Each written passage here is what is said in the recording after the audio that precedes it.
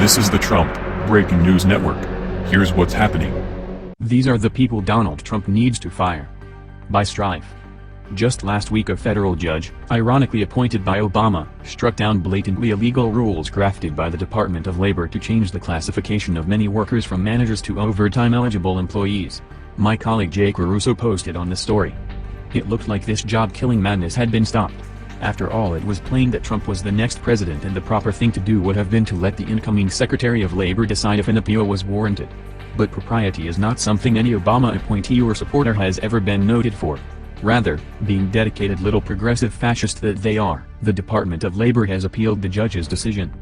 Jay Caruso, a labor policy expert at the Pro-Free Market Competitive Enterprise Institute, said that the appeal represents a last-ditch effort from the Obama administration to preserve one of its most influential labor policies. The overzealous regulators at the DOL have not gotten the message sent by the courts. It is time for the Obama administration to pass the torch and to cease forcing burdensome red tape on job creators, Caruso said in a statement. Hopefully, the Fifth Circuit will take the same view as the judge that imposed a nationwide injunction on the rule, which is that DOL regulators overreached the authority granted to the agency by Congress in raising the salary threshold so high. One suspects this bullsh power grab by lame duck administration is the direct result of rumors that Carl's Jr. CEO Charles Puzder will be the new Secretary of Labor. The people making the decision on this are obviously the political scum appointees still hanging on to the only well-paying job they've ever had or are likely to have. But they did so with the willing cooperation of the professional staff.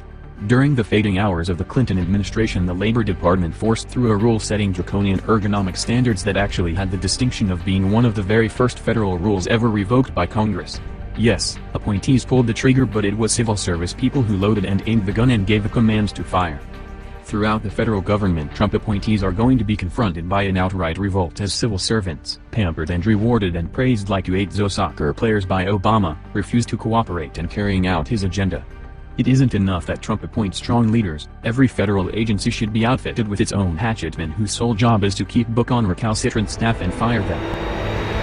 This has been the Trump Breaking News Network. Please subscribe and share to stay up to date on the latest news about our president. Be informed.